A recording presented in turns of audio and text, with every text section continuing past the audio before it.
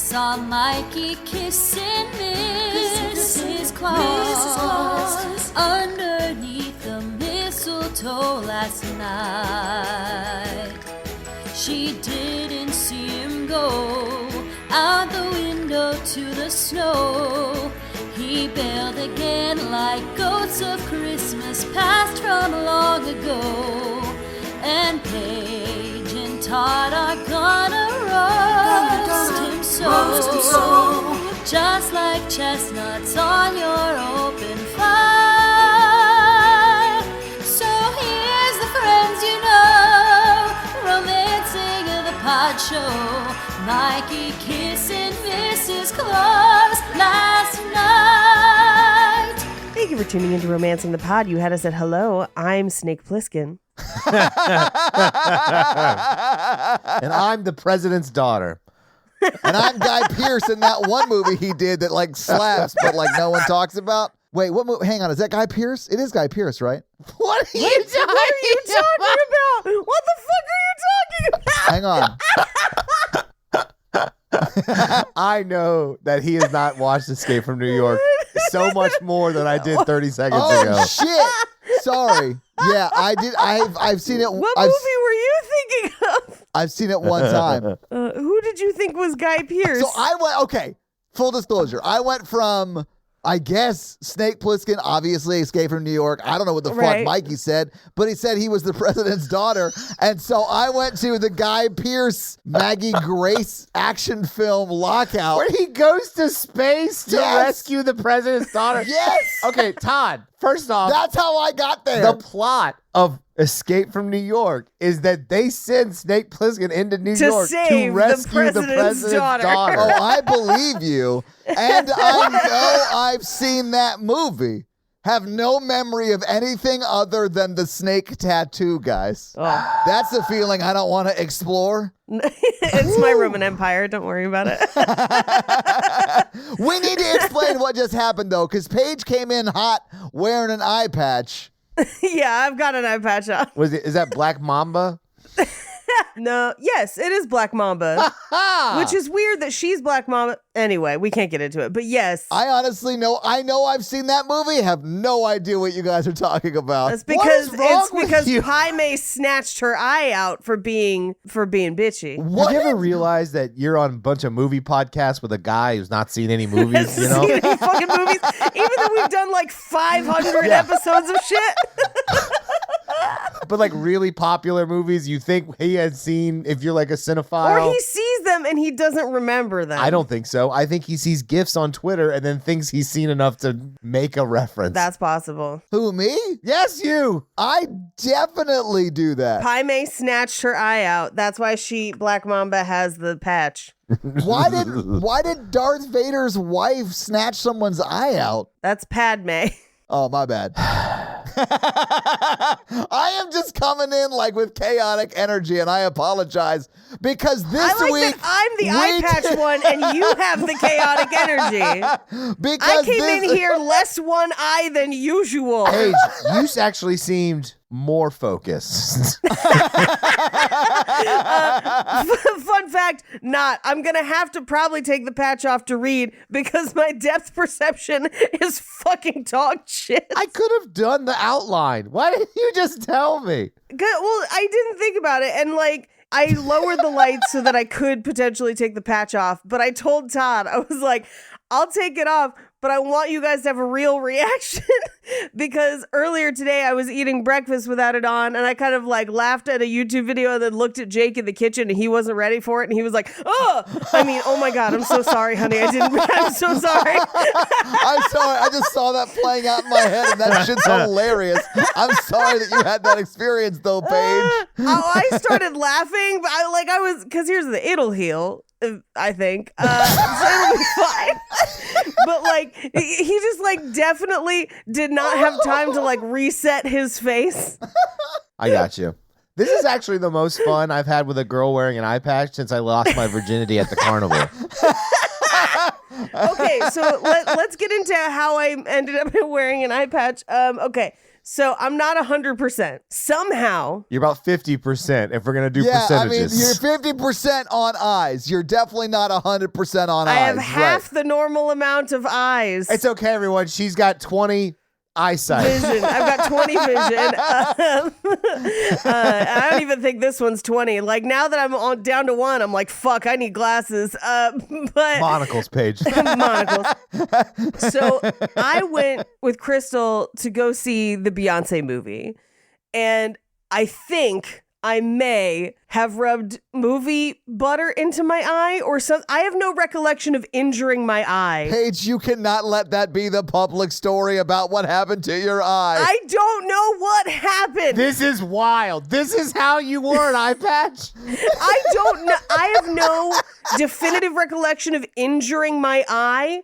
I just know that later that night, my eye started hurting, and I was like, that's weird. And like people at home, you need to understand that this is like an eye patch, ass eye patch. This is like It's a full eye patch. dinner theater pirate eye patch. This is not like a classy medical model. This is a medical one. We had to buy it at CVS. I didn't just have an eye patch laying around. I mean, I do, but it's a snake eye. And I was like, that's a weird one to wear. Anything's an eye patch if it blocks the eye.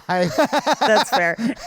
I mean, you do look like Pirate Redenbacher because you're like shoving movie popcorn into your eye and you have to wear a fucking eye patch, you monster. I love it. So I think that's the only thing I can think of that like maybe I rubbed my eye or something. I don't know. But like later that night, my eye starts kind of hurting. And at first I thought it was a sinus infection because I definitely also have one of those. I am hopped up on Sudafed right now. And it was like squeezing my eye.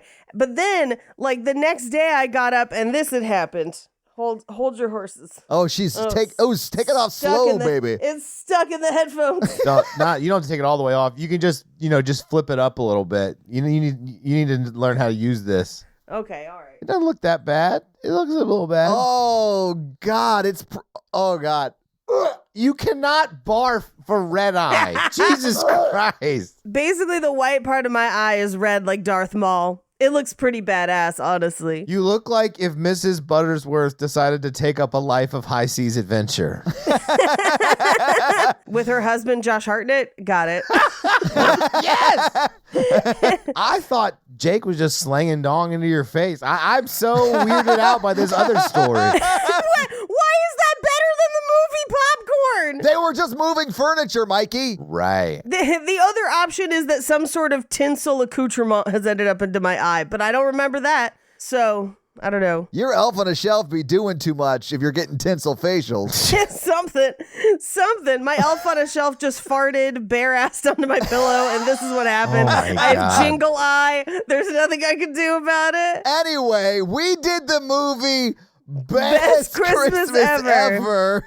Yeah, I don't know how you're gonna. I don't feel comfortable with the Buttersworth joke. I don't know about it. I think that might be what happened. Anyway, at one point I had to show my boss, and he was like, "Oh yeah, stick to the low lighting," and I was like, "Damn." Yeah.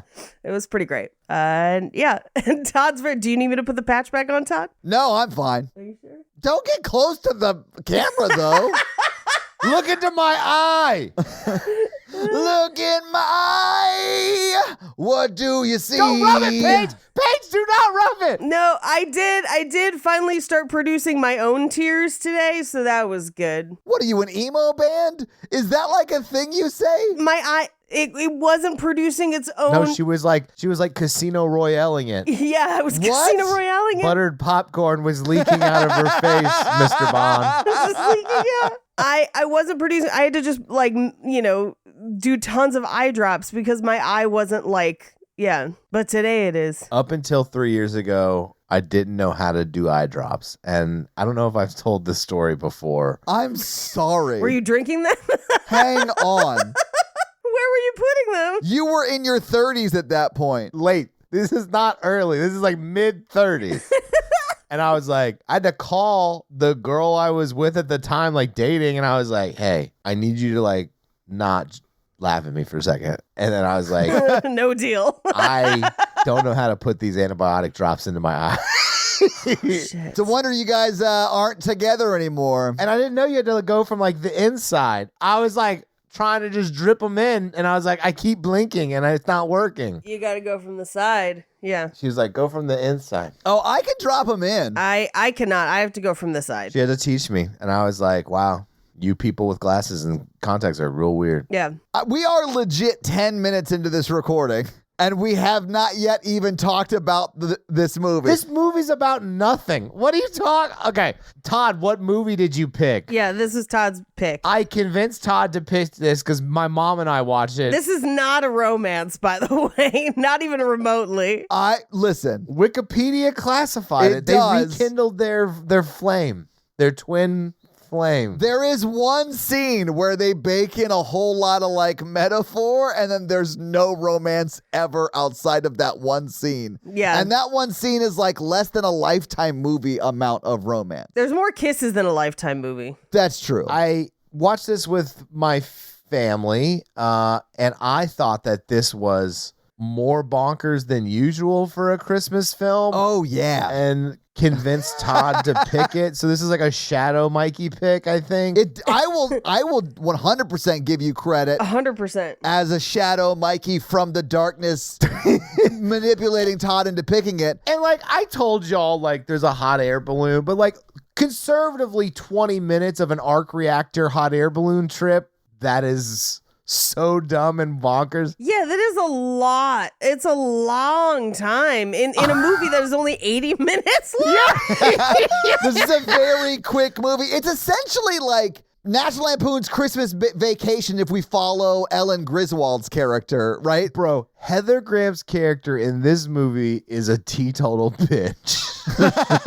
And like, I don't know what else to say about that except it's true. Like, she's just not nice. I think that's what the movie is. And then she learns, and then she has like a turn. It takes her learning that her friend's child died. Right. For her to be like, you know what?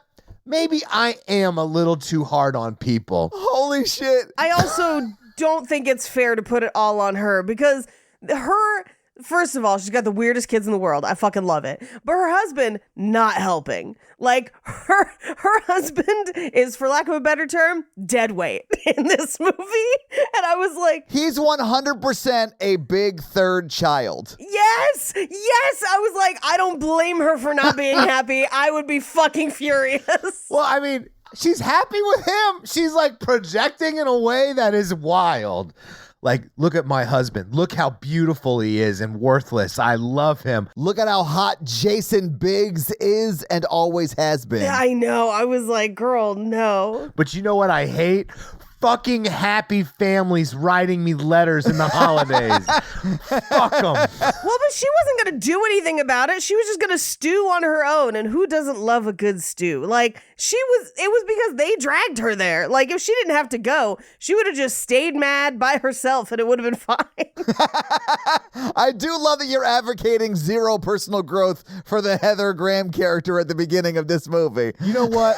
My friend is a bitch with her kids and her success, and like, fuck them. And that's why. Ooh, look at her stupid dead kid. Oh, okay. Like, you guys don't have people that you hate watch on social media. I know you fucking do. I know you fucking do. That is an unfair comparison. It is not an unfair comparison. That's the Paige, exact same shit. It's very unfair because it's very damaging to my case.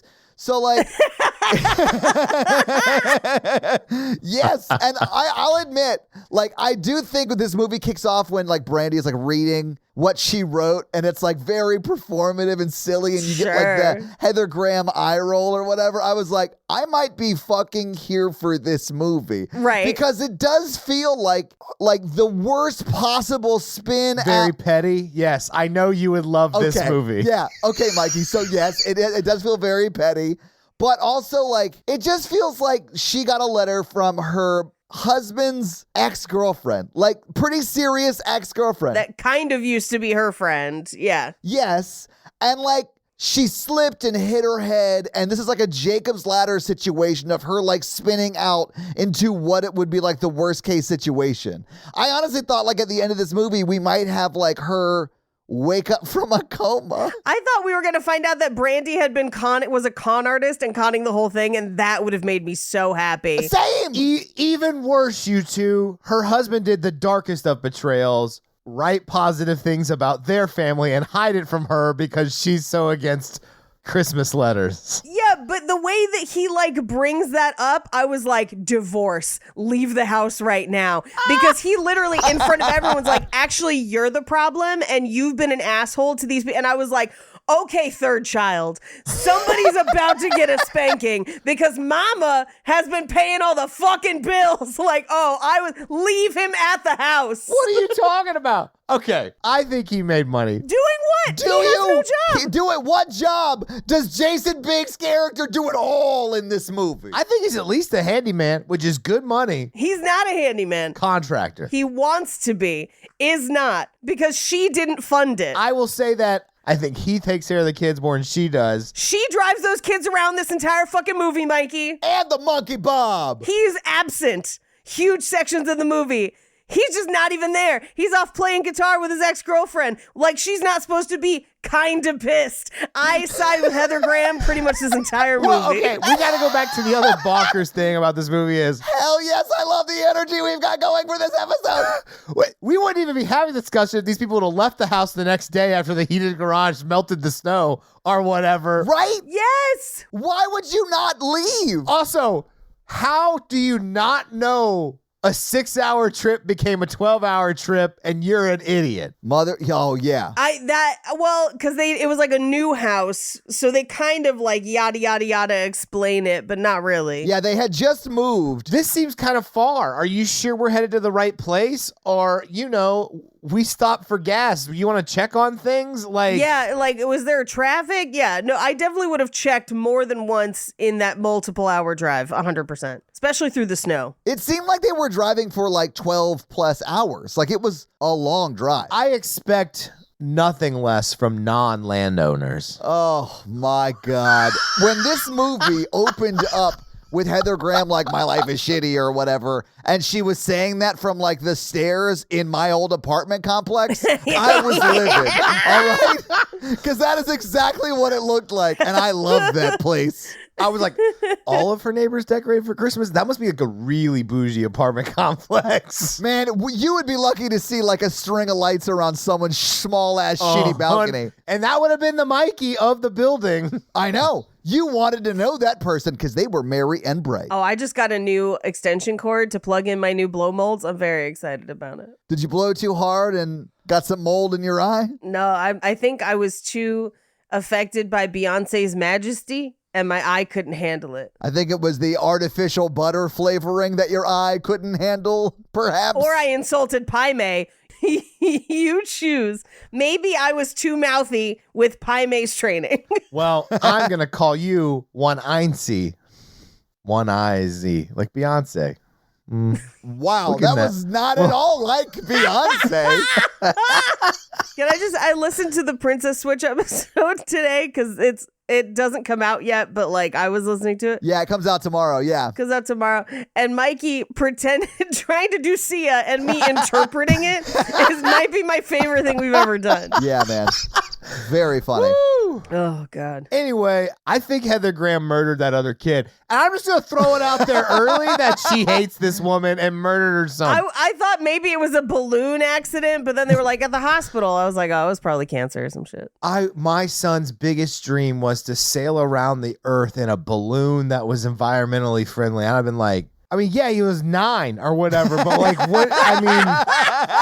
You tried to you put everyone in danger. Heather Graham also jumping down into Santa's sled at the end is the most passively suicidal thing I've seen on a Christmas movie in a very long time. Oh, Mikey, that portion of the movie exists to pad out the runtime because without it, this movie is barely an hour long. This movie's barely a Seventh Heaven episode. Yeah. Yeah. That's the wildest part. It was an arc reactor, wasn't it? Yes, it was. Yeah, it's an arc reactor. They're like, it's solar panels.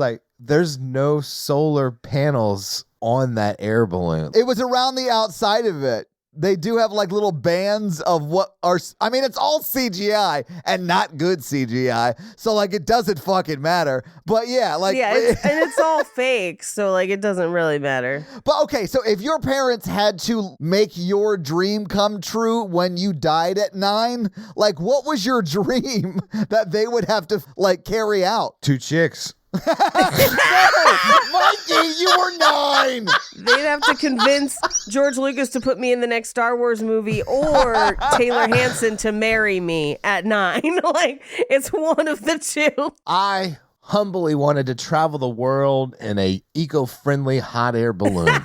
Yeah, so this is getting to my point. I think that was Brandy's dream, and she was like pushing that into her son. And when her son died, she was like, of course that's what he wanted to do. So she just did it. I think he was older than 9, by the way. Was he? How old was he? I think he was like a teenager, is what it sounded like. Well, then that makes the dream even dumber because he should know better. I thought that he was like 9 too when he died. No, because that's how they were able to lie to people in the Christmas letter that he was like abroad doing stuff, was that he was like a teenager. Yeah, I guess you wouldn't send a 10-year-old abroad unless it was Mikey's dream, and then you would send. I wish someone sent me abroad when I was 10. Yeah, And then exactly. you would send him too. But yeah. I love that we were getting to the same joke. We were getting the same joke, but I want to point out I was only making that joke because you said at 9 you wanted to fuck 2 chicks at once. That's not something my mind would have naturally come out with. What do you like? Careful, Mikey. No, and I'm pretty sure, Mikey, at 9, you would have like gotten within whispering distance of a boob and been like, oh, I don't know what to do. I mean, you talk about that was my dream, and like, I would like to be whispering distance from a boob. An eco-friendly boob. I think at 9, my dream was like go on like an archaeological dig or whatever, and then you grow up and you're like, oh, this is just like manual labor. Or spending a lot of time in a library. yeah. My dream is to have friends who send me a Christmas. I don't get Christmas letters at all. I get some. I get cards. Hey, everybody send Christmas letters to the P.O. Box. I'd love to get Christmas letters. Do we not get any? We get some at Cult Podcast. I haven't checked the P.O. Box in a bit. I'm so sorry. I've been very busy at work, so maybe we have gotten some. We've been busy. Yeah, Cult Podcast usually gets a few every year. Yeah, we got some last year for the horror version I know of for sure. I want my Pitbull flag for the summer. That's still upstairs, and that was so hard to explain to Natalie. I'm setting up my pool this summer and putting my Pitbull flag flying high next to it. And Mikey, I swear to God, we're going to do a stream from the pool. I swear to God, we're going to make it happen. All Pitbull in the back. I know you won't, man. I know you won't. I have a vision for my summer now, and that flag is very front and center of that vision. All right, we gotta get through this movie, although it won't take us very long. But let's get through the movie scene by scene. Okay, so we open on Brandy writing a bonkers Christmas letter with like words like splendiferous and a child that's been wonderfully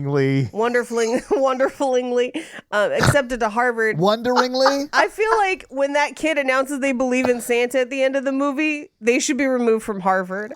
But also, that little girl also played the little girl in the Ludacris Christmas movie, and she's great in both movies. I would have been like, I came here for the Christmas pageant. Who is this little person up here who thinks this stage is about her and whatever she's talking about? Yeah, and if you rearrange the letters in Santa, it's Satan.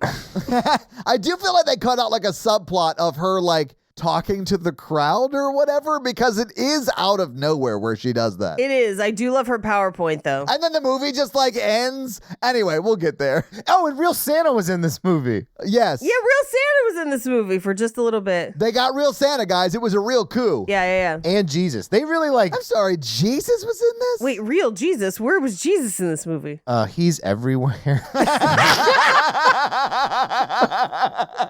You son of a bitch. It's just weird for a Santa-centric movie to also be like, we're going to do like a real-life Bethlehem play as well. Oh, no, people do that all the time. People have those weird things of Santa kneeling at the manger, and I was like, hundreds of years apart. Like, what are we doing? I want one of those. I like the ones with Jesus and the minions. Those are my favorite. I was one of the wise men with the worst, the myrrh, and I was cursed to wander the earth for the rest of my existence, giving better gifts to other people. Somebody write that movie. Somebody write that Christmas movie where Santa is one of the wise men. Why have we not explored this yet? It's like a gritty reboot of the Santa-verse. Well, it's like Violent Night where he's like, I was a warrior with a hammer. And I was like, hell yeah, you were. Like, you know. My two friends gave gold And frankincense. No one even knows what myrrh is. I should have just got them a gift card. Yeah, I just picked some shit off the ground. And then, like, Jesus himself as a baby cursed me to wander the earth and give better gifts until the end of time. Merry Christmas, everybody. I got the first 30 pages for you right here. We may have to cut this out. I'm not even joking. This is $1 million idea right Look, here. hey, there's no rule that says a dog can't be queen. Hair bud. But said Air Bud. I was going to bring him cookies, but I ate them on the way, and now I am cursed to eat billions of cookies a year. It's like Life of Brian, kind of. Yes. Yes. Oh, God. Anyway, back to the movie. Heather Graham kind of a total bitch about this whole thing called Christmas. No. Heather Graham gets an unfair shake in this film. Anyway, Brandy's writing about how awesome her life is, and we cut to Heather Graham opening it and being like, motherfucker, like life is shitty and this just makes it feel worse. Yeah. But they're packing up her kids and her husband for their Christmas where they're going to go see her sister. This is where we get introduced to her weird ass kids. And I fucking love weirdos. Like, if your kid's a weirdo, that's way more fun for me. Like, if your kid's like, I want to watch Coco Melon, I don't care. But if your kid is like, I only watch Diagnosis Murder and I wear suspenders at all times, I'd be like, yes. I feel like those are wildly different age groups you're describing. Not necessarily. Sometimes kids are weird. Isn't Cocomelon like an infant show? I don't fucking know. I did like that all 4 kids had like distinct personality traits. Like, There's 3 kids. Are you including Jason Biggs as one of the children? One is dead. yeah, guys, one of them thinks she's a superhero but doesn't know what her power is. Right. One has a fucking pet stuffed animal named Monkey Bob or whatever. Love Monkey One's Bob. an 11-year-old in Harvard, and then one is dead. Those are all distinct character traits. Yeah. One wants to flip houses even though he doesn't seem to know how and doesn't have the capital to do so. Literally, we know nothing about his employment. I think he is just homeless or soon to be. He's not homeless. He's not homeless. He definitely lives in her apartment, but I do think that Lives in her apartment. well, we establish multiple times that her job pays the bills. Oh, yeah, many times. Like that she's paying for everything. She made him give up his dream for music to raise 2 kids. oh. She didn't make him do anything. He helped make those kids. So if that was his thing, that's on him. And also, no offense, Brandy's the one with the talent, not him. He's just there to play guitar. She's the one who can actually sing. Do you think Jason Biggs can actually play guitar and sing? No. 100%. I mean, maybe sing. Guitar's more difficult, in my opinion, than just like singing out one harmony, right? Yeah, who has the time to learn the 4 power chords? What a gift he gave up, Mikey. Such a gift. They made a whole ass movie about the guy who wrote I Can Only Imagine. That dude couldn't even write a 3rd verse. First off, that's John Lennon. I Can Only No. Imagine? That's not John Lennon. No, yeah, I don't know what Todd is talking about, but it's not John Lennon. It's not. Isn't that the Beatles song? I can only imagine. Yeah, what it will be like. Oh, I thought you were talking about just the song Imagine. They made a whole ass movie about that man, and he couldn't Oh. even write a 3rd verse to that song. That's what I was saying. I'm not interested. That's probably a romance film. I doubt it, unless it's about him fucking God. I was gonna say, I was like, that's a church song, and Yeah. church songs, low barrier of entry. Well, I mean, a lot of them at church had a low barrier of entry, and that's why they got in trouble. Yeah. Oh, he's talking about kids. Oh. I watched a lot of documentaries last night through one eye, and I know exactly what you mean. Todd, I'm going to give you a compliment. Thank you. I think drumming is a lot harder than guitar playing. I would 1000% disagree, but I understand why some people feel that way. I think my brain works for drumming because when I started playing drums, it made sense. And I sat down and like time signatures made sense and beats made sense and like all that made sense. You handed me a guitar and I was a fucking elephant with his dick out and I couldn't do anything. It was the worst. I know one thing an elephant with his dick out could do. Mikey, why does your brain go there when you see an elephant with his dick out? I don't know. Guitar is different. Guitar is an exercise in multiple parts of your body doing different things at once, which is tough. Guitar is? Yes. I think you mean drums are. Drums are also. Yeah. But guitar is too, because your one hand is doing one thing, the other is the rhythm, and it's like, it was so tough. Yeah. I mean, that's just your upper half. With drums, Yeah. you're doing it all over your body. Right, Unless yeah, you're yeah, Dave yeah. Matthews and walking around like a chicken while playing guitar. Yeah, I mean, a lot of people do. You can't just stand there. Then people think you're weird. I guess you would tell that elephant you got some junk by that trunk. It's not by it. It's back. You don't know how big it can get, Paige. That's fair. That's fair. Well, they're both long, they could meet in the middle. Mikey, are you thinking what I'm thinking right now? Yeah. Except that that's his nose. Do you want to smell your dick? Let me smell your No, dick. Just like Barnum and Bailey would have wanted. In the center ring, this elephant's gonna suck his own dick. With his nose. He's going to sniff his own dick. Yeah. He's gonna snuff himself off. You've never seen it before. Here, kids. Man, this Sesame Street episode's fucking weird. All right, listen. So, like, here's the deal, guys. It's late night energy. Uh-huh. It's been a long few days for all of us. All of us. And we're just going to, like, let loose and keep crazy energy going the rest of the episode, I feel. And we'll try and get you out before Taco Bell closes. Oh, no, I'm stuffed, and I had Taco Bell for lunch. Yeah. I had Taco Bell for dinner because I worked late and I had to pick something up on the way home. Like, literally have been working from 7:30 this morning, East Coast time, when I got in my Uber and worked on the drive to the airport. By the way, nothing makes you feel more like an executive than getting promoted and then sitting in the back of a car that someone's driving you in and typing important shit on a laptop. I was like, looks like we made it. And then we landed in Nashville and I went to Taco Bell and then I got my ass back to work. And then we found out we have a new advertiser that felt like fancy podcast money, and that was very exciting. That's why I had that song on my brain. Yeah, because Looks like we made it. Look at what my undies, baby. we don't know if wait, what happened? We don't know if they've bought yet. By the way, Paige, I went ahead and approved that clearly without waiting for Mikey to approve it. Hell yeah. What happened? Bought ads, bruh. And we're gonna get They didn't buy ads yet. Shh. Oh, okay. Sorry. We approve the brand. I'm going to bleep it because they haven't bought ads yet. All right. They're gonna send us some though, right? They better. Yes. Because then we've made it. Because Daddy needs a new set. All right, can we get back? I replied. I was like, next stop mattresses, baby. Hell yeah. If I can get a Casper mattress, I'm done podcasting. That's how I retire. I'm just gonna be like, we did it. There's nothing less for us to accomplish. For Alexander looked and there were no worlds left to conquer. Or no, I guess it was Ozymandias. I don't know. I'm missing an eye. Cut to Mikey 3 years later and he's laying on like 9 Casper mattresses tall. I feel a pee.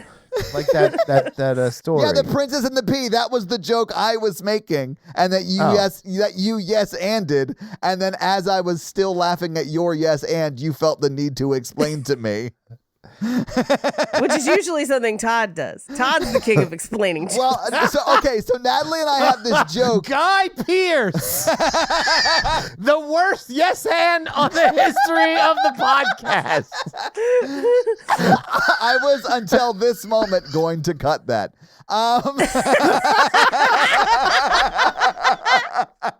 Late night energy, baby. It's just crazy, and I apologize.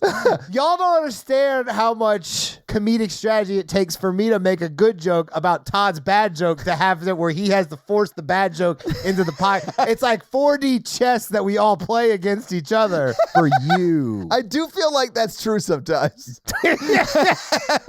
It does feel almost malicious. And I forgot what I was saying before, but I can't get the fuck over that, like, Paige looks like she's, like, cooking my Waffle House right now. she definitely got some smothered and covered in her eye. You know what I'm saying? Oh, it's an eggshell. I was going too fast. I had to throw a chair at a bitch. Paige, I have never seen one simple small accessory make someone look so much more trashy so quickly. This is like a no regrets tattoo, is what he's saying. Which is funny because earlier I was like, should I bedazzle it? Yes. Oh, shit. Yes, Paige. That would help. Then I really would look like Black Mamba. That's something Black Mamba would do. Yeah, because right now you look like you should be going next door to introduce yourself to your neighbors to be like, by law, I'm here to inform you.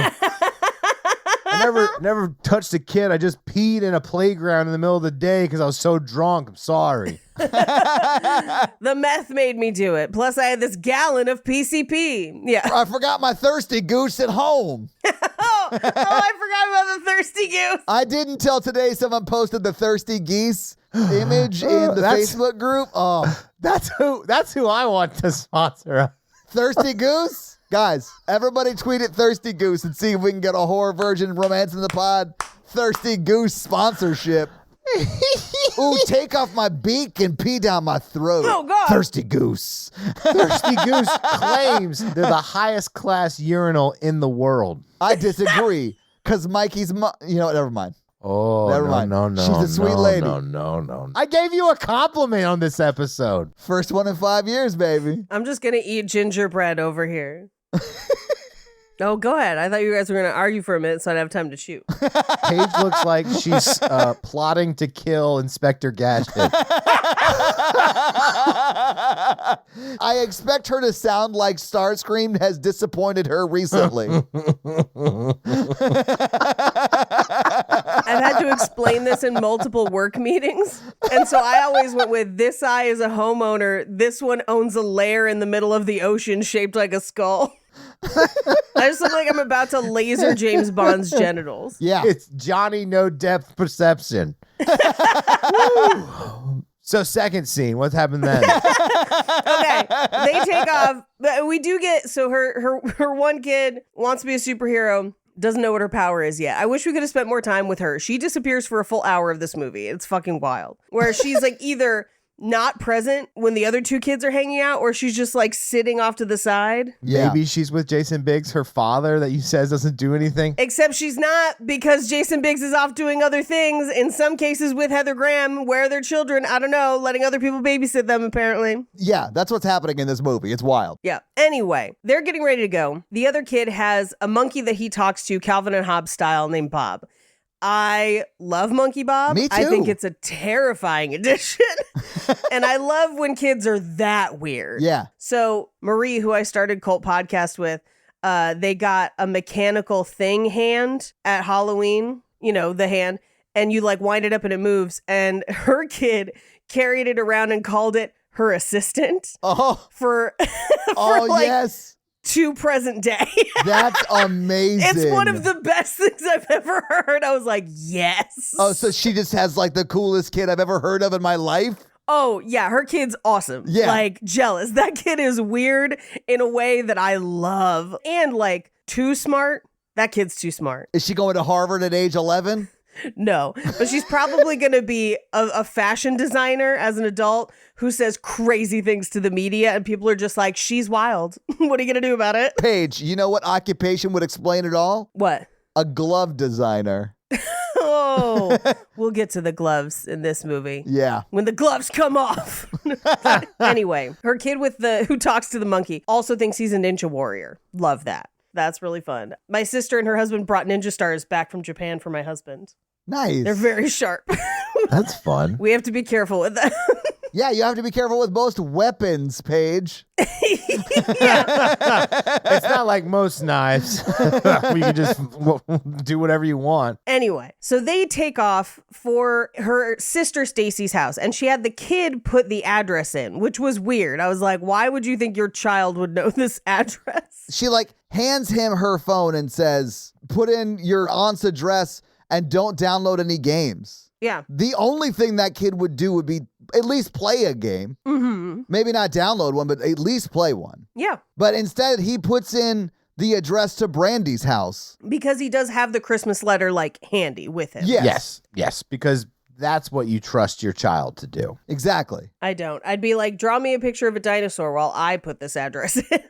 Or just Right. sit there and buckle up and give me 2 seconds to type in the address. And they've got to be, like, her sister, does she live in the same state as Brandy, or? I don't know, but I had this thought too, Mikey, because, like, you at least know whether you're driving north or south or east or west or whatever. Right. So, like, she has to be, like, okay, let's say that she drove 12 hours to Brandy's house. I had the thought that, like, her sister might be like 3 hours away from Brandy, you know? Like, yes, that's what I in thought. a city that's in like a similar direction, but still sort of not close. Right, but still far enough away that maybe you don't know. Yeah. And like, especially because she says when they get to Brandy's house, they're like, if we leave now, we could still make it to my sister's house. Yeah. Which in my mind meant before the dawn. Yeah, before the next morning. Yeah. I thought the same thing too. So, Yeah. And to be honest, it took me a while to figure out where they are. They're in Utah. Yeah. They end up in Utah, about 100 miles away from Salt Lake City. And they leave Arizona to get there.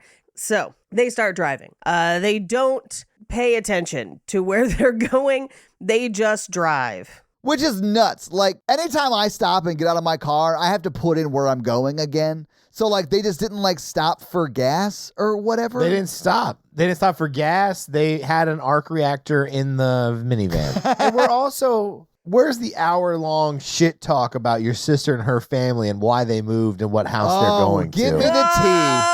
I know. I did want to know that. It would come up. It would. Well, if she's gonna shit talk that much about Brandy, she definitely. You know it's, yeah. Definitely. Whew. Who are we gonna shit talk who moved recently? I mean, you're the one who moved the most recently. I did. I did move the most recently. Yeah, we can't shit talk you. I didn't move any closer to you, so there's that. Well, I mean, but you're in a better place. Like, don't move closer to us. Paige is dead? yeah, I'm in a better place. Only my eye went first, and then I'm going to follow it. We had a talk in the HV mod group text the other day about alternate pizza places I could have taken you. But also Fat Sal's. What's up? Anyway, so what they do talk about is Brandy. We get a little bit of shit talk about Brandy where she's like, she lies about everything. Like, she said she knew Mariah Carey, but she didn't. And then she said, you proposed a bunch of times. And he's like, well, I proposed once, or whatever. And he does, in that moment, be like, what's happening? Mikey, what are you watching? You can hear that? Yes! I can hear when you're so bored you tune out and watch other videos while we're recording. What is wrong with you? Something must have updated because you used to not be. Oh my God. Now you all see the real Mikey. Holy shit, Paige just takes a bite of her thing. I came here with one eye. Yeah. I am diagnosed with ADHD. I have All ADHD. three of us. Yeah, like All three of us. Respect it. 1/3 of us still use it as an excuse, though, Paige. How does that happen? I don't even know how to fix that setting. You could try not watching things while we're trying to record. Does this mean that on work meetings they can hear me watching movies? Oh, no. Yes, it does, Mikey. That's not good. Hold on. I'm going to mute myself and play it again. Why does it do that? Because you're not muted. It's only playing internally. Like, it should only be coming up on my Do speaker. you not know how microphones work? So is it hearing it from my speaker? Yes. Or you could just not watch movies while we're trying to record episodes. Let's not get out of hand here. I'm just saying, I don't do that. They're GIFs with sound. How long is the GIF? 74 minutes. Nope. I'm kidding. Okay, let's go. I'm ready. Yeah. I guess I Oh, won't watch good. movies Oh, you're anymore. ready now? Okay, Oh, okay. yeah. Sorry to slow you Okay, down. I'm so sorry we cut into your so movie sorry. time. Oh, man, yeah. I hope you had some nice buttery popcorn and no napkins. A baby got mad at somebody and was like, get out of my house. But like with less words because it's a baby. It was funny. Great. Are you now just explaining the video you were watching instead of paying attention while recording an episode you get paid to record? I don't pay attention at real work all the time. I don't understand the problem here. Because this is something we actually need your input on. Oh, that was dirty and I loved it. Oh. Oh shit. All right. That's a real Heather Graham move right there. That's right. Hero. hero. I'm the Brandy of this podcast. No, you're the Jason Biggs of this podcast. That is true. Go watch the kids or whatever. Anyway, in the car, this is where we find out that Brandy and Jason Biggs used to be in a band, and that, according to Heather Graham, she embellishes, although we will find out that she maybe does know Mariah Carey, so maybe she doesn't, but I don't know. Okay, I do think what they really tried to do was get a Mariah Carey cameo, and she had someone read this script for her and be like, Mariah, no. And so they just like included photos of her. Yes, they were like, you could use my name. That's about it. Yeah. Yeah, she's like, all I want for Christmas is to not do this movie. Anyway, they pull up at a giant house, and they're like, did your sister move into a fucking mansion? And she's like, I don't think so. Like, let's get out and check. And of course, it turns out to be Brandy's house. And Brandy immediately is like, oh my God, come stay. Like, stay overnight, stay for breakfast, whatever. Yeah, I mean, it really was just that it was like, you know, late at night. She was just like, hey, just stay here. We have plenty of space. Obviously, I'm rich as shit or whatever. So, like, just stay here and then stay for breakfast and then go. Right. And she does say that they've like won a bet, that she always puts on the Christmas letter for people to stop by and people never do. So she won a bet and she gets to do something naughty with her husband later. Good for her. And they do. Yeah, go for them. Off screen, though. Yeah. Too bad. Too bad it's off screen. Yeah, I saw him. I get it, Paige. I get why you'd enjoy that. Yeah, he was on Power for a while. And I was like, yeah. Hey, what's up, Cristobal? Was it on Showtime or something? It was on fucking Stars, you asshole. Stars? Oh, yeah, that's right. Stars? The most Christmassy of networks, Star is in the name. But why aren't they in the shows? Fuck off. I was not prepared for that. They are. You'd know if you watched it. Bartholomew Williams Sr., he was in that other Stars show that I love. 50 Cent was on Power, okay? Oh, Curtis Jackson coming at you, A-list. That's right. Curtis Jackson, and then you had all of Party Down. All those people are fucking famous. I mean, I believe you, Captain Snackbeard. I'm just saying that, like... Captain Snackbeard? I'm not going to send you guys any Christmas cookies. No, Paige, no, I apologize.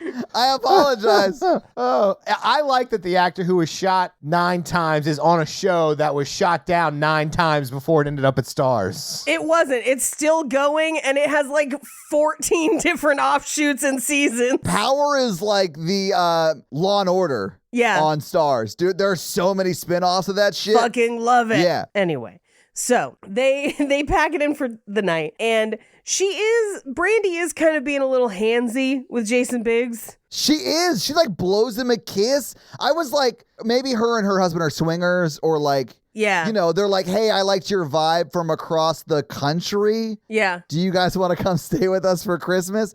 But yeah. Yeah, it's a little odd. But this is where they're like, she's like, I'm spontaneous. And it looks like she and Jason Biggs, Heather Graham and Jason Biggs, are going to maybe hook up in Brandy's house. And I was like, get some, girl. Because on the other side of the wall, Brandy and her husband are clearly moving Banging furniture. it out, yes. They're going to town. Let me ask, if you were in this situation and your husband or wife or whatever. I thought you were going to ask this. I had prepared an answer. Go ahead. So, okay, let me finish the question just so the listeners are up to speed. So if you, Paige, and your husband were at a college acquaintance's house, and Mikey, if we were married and we were at a college acquaintance's house, would you have sex with your wife there? Yep. Same. This question has come up. I am the instigator. And my husband is much more polite to people's homes. I'm not. And he's like, no, they could probably hear it. And I'm like, you're like, yeah, they probably will. I was like, about that. I don't think they're going to mind. Don't worry. They're going to know when I have an eye patch tomorrow morning at breakfast. Yeah, that's what happens when you mess around with the fish hooks. One eye for one eye. Oh, no. Anyway, they go to bed, and he's kind of like, oh, yeah, you're real spontaneous, whatever. But we get up the next day, and they are snowed in. Now, we will reveal that there's a magical driveway at play later, but... It's not magical. It's rich people shit. Does that exist? Yeah, it does. It really exists? Mm-hmm. Okay. Squad goals, I guess. I mean, their house is fucking huge. It is. That house is massive. Yeah. But she's like rich as shit. Like she built an aviation company and then recently sold it. Right. Which means she's like flush with cash and ready to make very shitty investments. You guys, she made that aviation company and sold it after when she was selling, you know, her aviation planes to the government overseas. She got captured by a terrorist organization, and when she was in a cave, she was forced to I don't know. build Oh my a God. hot air balloon to escape. That's how she built the Arc reactor. She's Tony Stark. Oh my God. Stark in her prizes. Think about it. Oh. But they have breakfast where we kind of meet, her kid and her husband. Thank you. Thank you, whoever cast this movie. I love when Jason Biggs is like, hey, you're about to meet her husband, so like, just try not to stare. And then it like... That's something my husband would do. And then it jump cuts to like POV of Todd seeing Jake the first time. And it was just like this hunky dude freshly squeezing orange juice he now wants to watch you drink slowly. Yeah, because it's fresh. I love when it cut back to Heather Graham as she was drinking and now like the wind was blowing her hair back. Fully still just inside their kitchen. Like it was such a funny shot. So, yeah, and he's in like... He clearly was like working out or something that morning. So he's in one of those like kind of half shirts. I was just like, yep, A+. The people who made this movie know what they're doing. They know what they did. Yeah. Get started on your resolutions with Factor so you're ready for the new year. Factor's ready-to-eat meal delivery takes the stress out of meal planning and sets you up for success in the new year.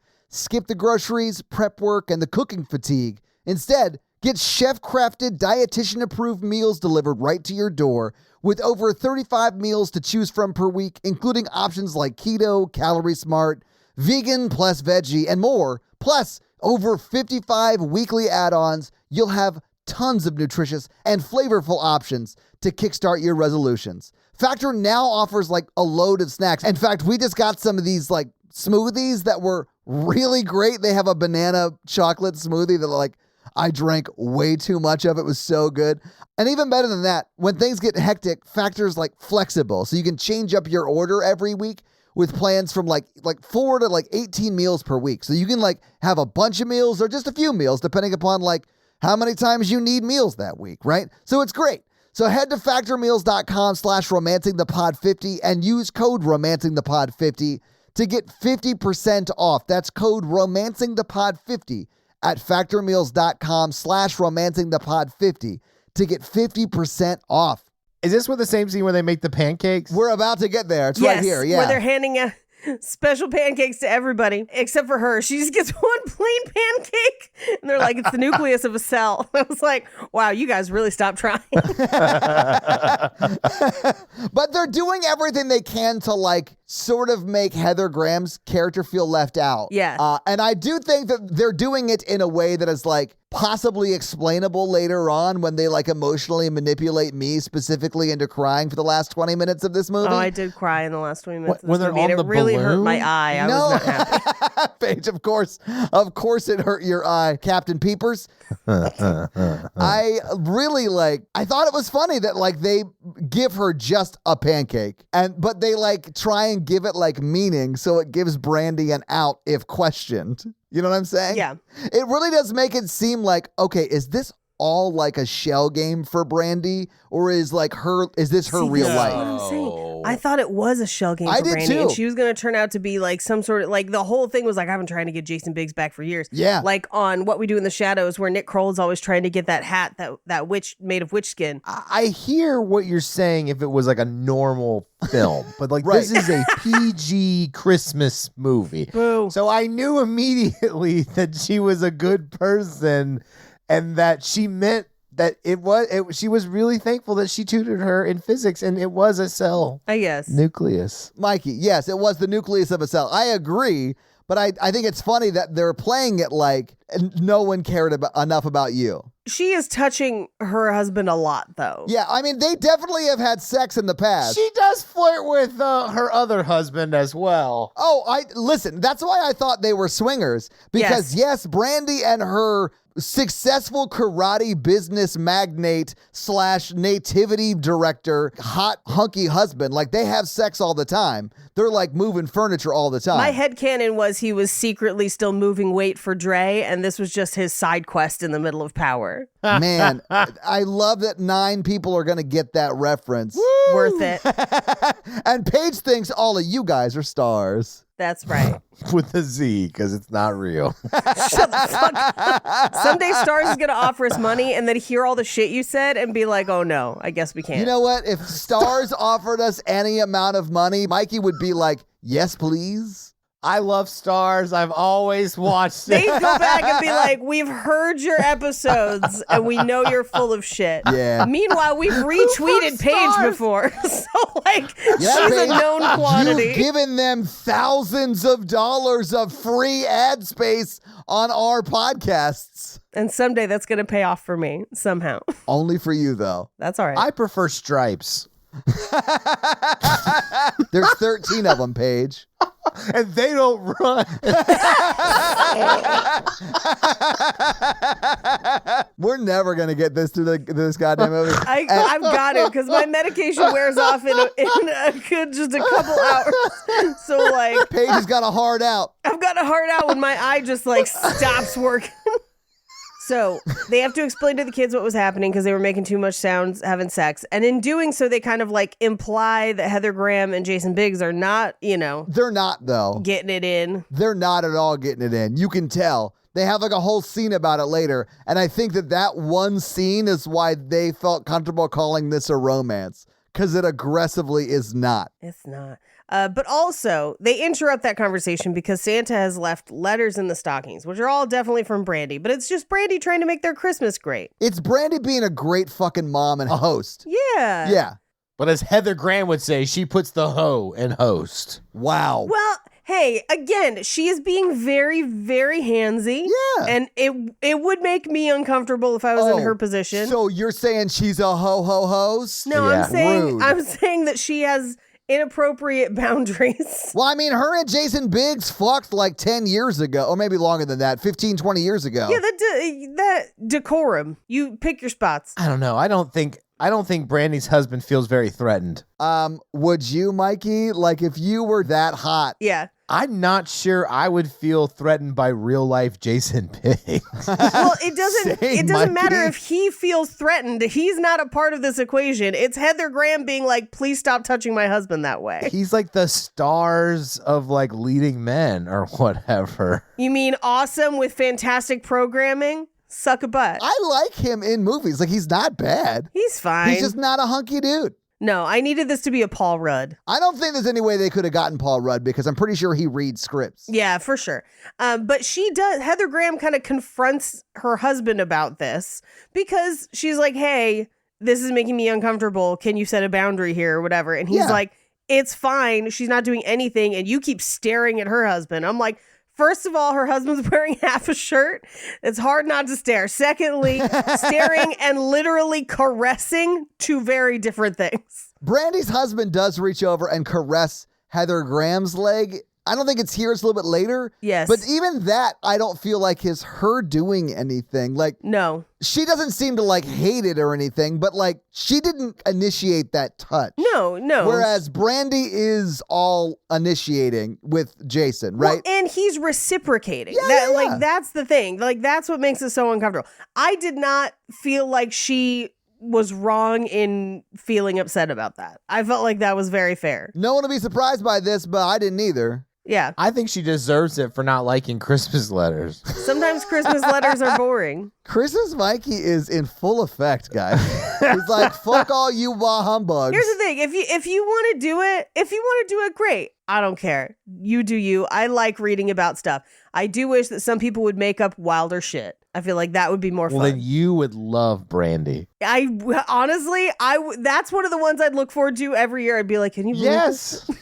She talked shit about her to her children. Yeah, I would too. But no one in this movie loves Brandy like Brandy. I don't know if you guys saw in the scene where they wake up Yes. the morning after, like, they overheard Brandy and her husband having sex. You see Heather Graham standing, and in the reverse of that shot, behind her, there is a poster of Brandy that just says Aspire on it. And I was like, oh my God, that is an amazingly narcissistic thing to have up in your fucking guest room. I feel slightly attacked as a person who owns a painting of themselves, but sure. But a painting of yourself that a very close friend and collaborator painted. Yes. And it's amazing. But we don't know where Brandy's picture came from. It could have came from a very close friend who did the same thing. That's very true. Who found her aspirational. Mm-hmm. So in my mind, it was like Aspire was the name of her aviation company, perhaps. Ooh, okay. And that was like a CEO profile front page sort of a thing, you know? And she had that blown up and framed. That's how I justified it in my mind. Because it would just be a bonkers thing to have like motivational posters with your face on them around your own home. But yeah, like I have copies of like the LA Times and stuff that I was in, you know. Yeah, exactly. I need to be honest with you two immediately. I just had a news article about me come out, and I told them that I wasn't going to let them interview me unless they took a better picture of me this time. That's right. And what may be the most diva of moments that I've ever done. And I thought they would just let me email them a headshot, but they got the photographer to come out and take new photos of my team and I again. And I was like, I may have been ridiculous, but I'm glad the photo's better. It's way, way better. And Mikey, that speaks to how like important they think you are. They would not do that for most people. And I meant it as a joke because I was like, hey, can you just like not use that photo of me frowning again? Because like I feel like I'd take better pictures. You do. I was like, could take a better picture of me? And she's like, we'll take a better. I think she took pity upon me. Anyway, so we cut to they go to get a Christmas tree. For me, this is the least believable part of this movie that this family wouldn't already have a tree. The whole rest of the house is decorated. It's the week of Christmas. 3 days before Christmas? Yeah, right? Yeah. Get out of here. I think they're doing this to humor them. But this is also where the pageant is and the Santa is, like everything's there. Yeah, this is the third set in the movie. Yeah. The first set was Heather Graham's apartment. The second set was their house. And the third set is this place. Yes. The first set was just an exterior of an apartment. That not is even true. Inside. We never even saw the inside of their apartment. Parking lot of any apartment USA. It's honestly a soundstage at my old college apartment. Yes. But this is where, as they're kind of unpacking the back of the van to get stuff to put the tree on top, they find the chip mitt. And the chip mitt is her invention that doesn't let crumbles stick to your hands when you're eating snacks, which I'm like, hard pass. Licking the crumbles off my hands is part of it for me. Part of it. Yeah. Also, chopsticks do exist already. What's that? Chopsticks. You can eat Cheetos or chips with That's chopsticks. True. The Oscar Isaac method. Yeah. I use nature's chopsticks. Fingers. And that's how you get butter in your eye. Well, you know what? Sometimes you got to make sacrifices for flavor. I guess you're lactose intolerant. I'm not. Just my eye is. Yeah. This one eye. It needs to get in line with the rest of me that's like pro cheese all the time. You just need some TLC. Left eye. You have no left eye. Holy shit. That took me a second because y'all know how I don't get that kind of humor usually. But that got me, man. I got it and I was like, left eye, okay, where's he going with it? She has no left eye. I mean, they don't have a left eye anymore. She died. That's the joke. I know. I was going to say, but Left Eye herself did have a left eye. She used to wear a condom over it. It's like a whole thing. Anyway, they go to get this tree. This is where the kids see Santa drinking a Red Bull and and the one kid with the monkey is like super worried that Santa's not going to know that he's at a different place than usual. And this Santa is a bad improver. He's impoverished. What? As in impoverished? Yeah, but for people bad at improv. He's at the Edinburgh Fringe Festival? I can't see my way to the punchline of that joke, Mikey. He's a bad improver because the kids are like, oh, did you get our things? We sent you letters. And he's just like, what the fuck are you talking about? Oh, right, the letters. And I was like, okay, Michael Scott, don't bring a gun to every scene. I did love that, though, because like in my mind, the character who was like playing that scene was like, okay, so at first in this scene, I just forget that I'm wearing the costume. Right. And then he like remembers it. Because he's like, what are you talking about under your pillow with the thing, with the letters? He needs to be sent to Santa boot camp. Oh, I agree. Somebody put in the face, they're like, I'm crying at Santa boot camp. I was like, what? I cried during Santa boot camp. What is wrong with everyone? I cried too. I cried during this stupid movie. Mikey. Oh my God. What is wrong with you? Trauma. I have an eye injury. Trauma. Do you know what else I cried in? Power. I cried during Power when Raina died. Oh my God. Not Raina. It was so hard. You don't understand. Tell me about it, because I don't know anything about any of that, because I've never watched Stars. Raina is Ghost's daughter, and like she was in the wrong place at the wrong time.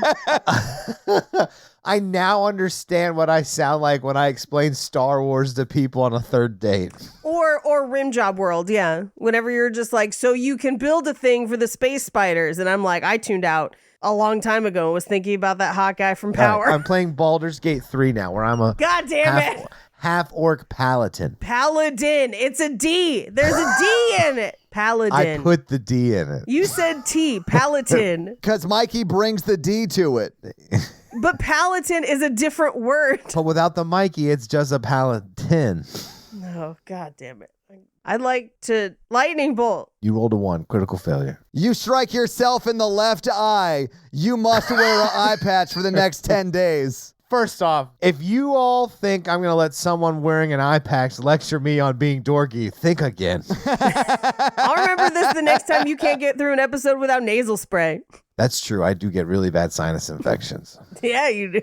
Anyway, they get back to the house and the mail has come, and Heather Graham picks it up and realizes that her husband sent a letter to Brandy. Yeah. And she asks him, like, hey, have you had any contact with Jackie? And he's like, no. So he lies to her. Right, he after does. being really touchy-feely with her the whole time. And they want you to, later in the movie, feel like he didn't do anything wrong by doing this when he fully did. Yep. Even if it was just the lie. Yeah. But he is like doing these whole Christmas like newsletters, and including in that newsletter, please don't tell my wife about this because she doesn't want me to do it. Like, right. She hates Christmas.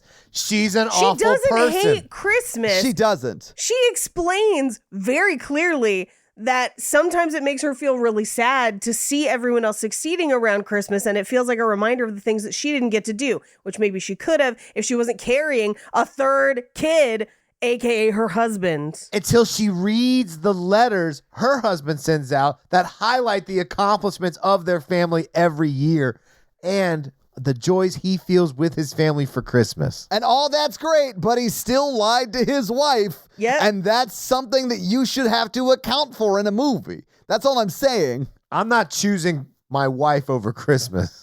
No, he is also painting a rose-colored picture of their life. Well, yeah, just like Brandy is, I think. Yeah, sure, just like Brandy is. But, like, I don't think it's fair to be like, you're a bitch and you aren't grateful for the things you have. And it's like, no, she's holding the family together, trying to get through, constantly reminded of things that she wanted to do and hasn't been able to do. And she's right when she talks to Brandy and she's like, it doesn't always just work out. Right. Like, she is right in that moment. And for everyone else to be like, you're kind of a bitch. I'm like, no, y'all are bitches. Yeah, all y'all suck. Yeah. Maybe she should have invented a better vacuum. Well, I mean, she did tell them about the fire problem. Like, And that she is- did tell them not to ship it, too. That yeah, is so, not like, her fault, what happens to her company. But she still bought all that stock, you know? I'm they not putting gave that her in the stock Christmas because that was part of her compensation. it's part of her comp, yeah. Anyway, so he lies to her. And then at dinner, they're even touchier. So she knows he has lied because she found the letter. Yeah. She's watching them touchy-feely at Christmas dinner. If I were her, I'd have suspicions too. I'd be fucking mad about it. Yeah. And I do love that she ends up talking to Valentino and he's just like, hey, let's talk about it. And he's like, it seems like you're uncomfortable with this. And he's like, I'm not uncomfortable. I don't think you should be. And then she says, because he's like, two people can find each other attractive without it meaning anything. And I'm like, yeah, but they're touching. Like, a touch barrier has been crossed. Yeah. But I do love that she goes, do you find me attractive? And he just goes, no. I laughed out loud. I was like, poor Heather Graham. She looks so hurt.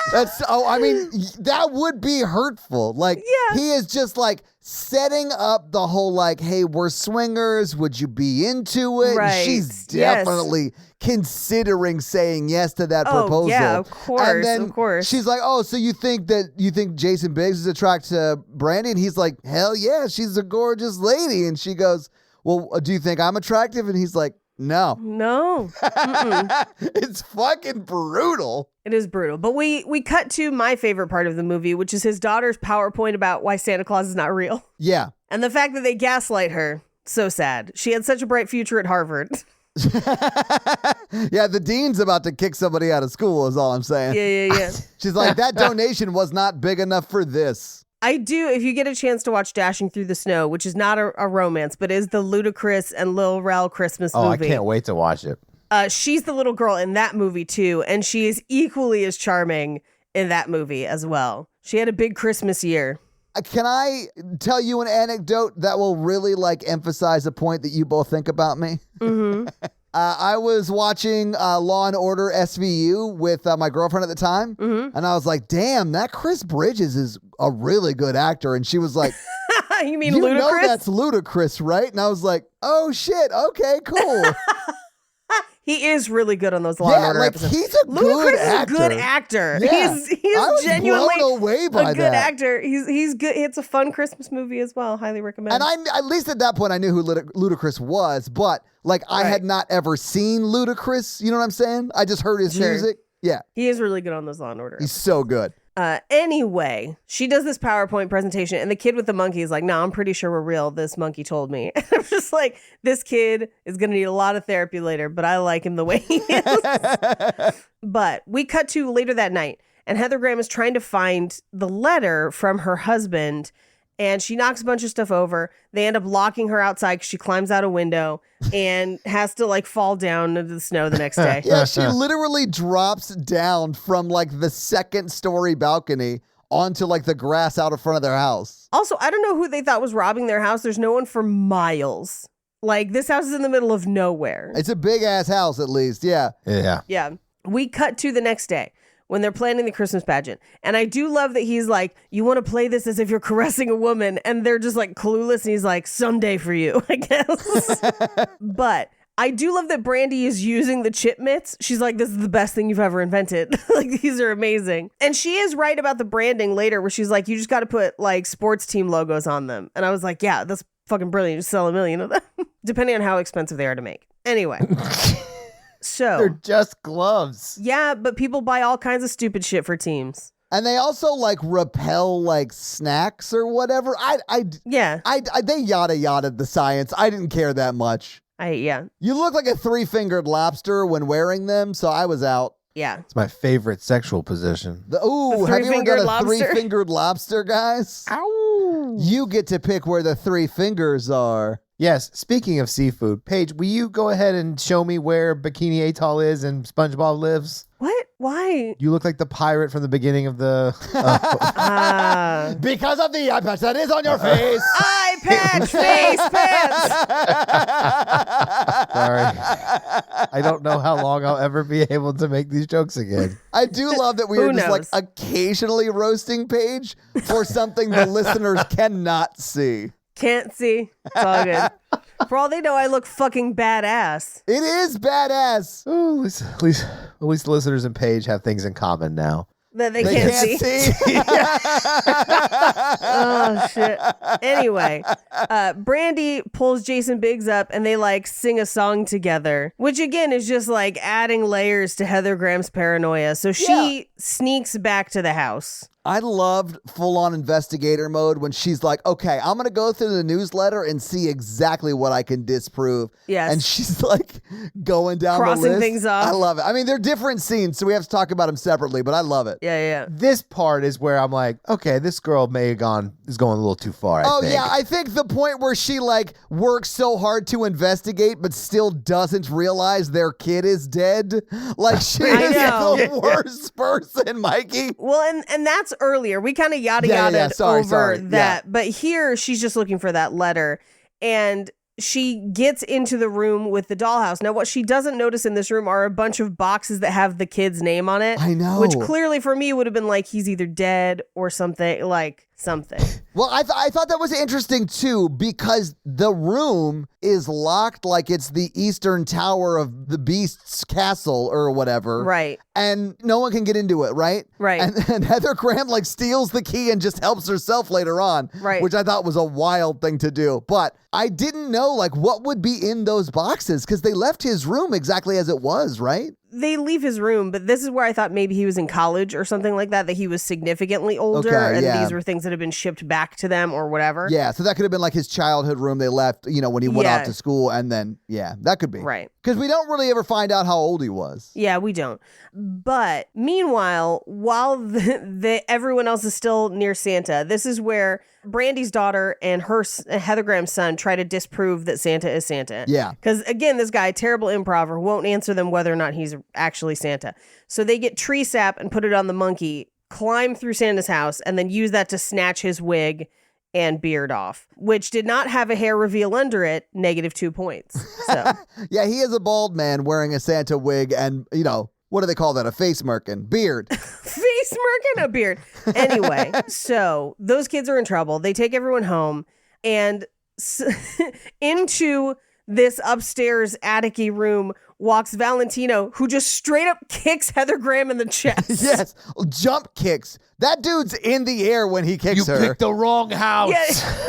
Yeah. It's an intruder. Just like kicks her through a wall of boxes. This movie becomes Kung Fu: The Legend Continues for a scene. I loved it. It was pretty great because he kicks her through the boxes we were just talking about. Yes. But then he just goes, I struck a woman. And he's like so upset. And I was just like, Yeah. yes. And honestly, you know what hurt more is when he said he didn't find her attractive.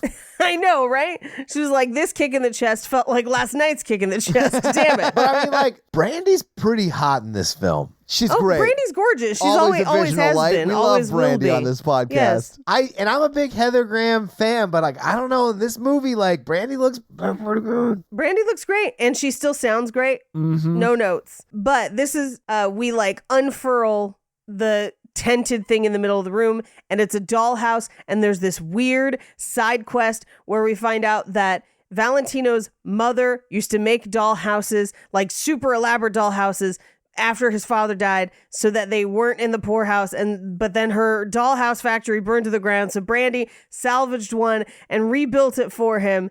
And then of course Heather Graham gets up and accidentally knocks off the table and everything gets ruined. That's why it's scenes like this that made me feel like it was a fever dream. Yes. They should have gone further, and that should have been the dead kid's dollhouse. I thought you meant like go full on Hereditary. Yeah. But this is where they shoo the kids out after the monkey kid is like, thanks for taking the heat off of us.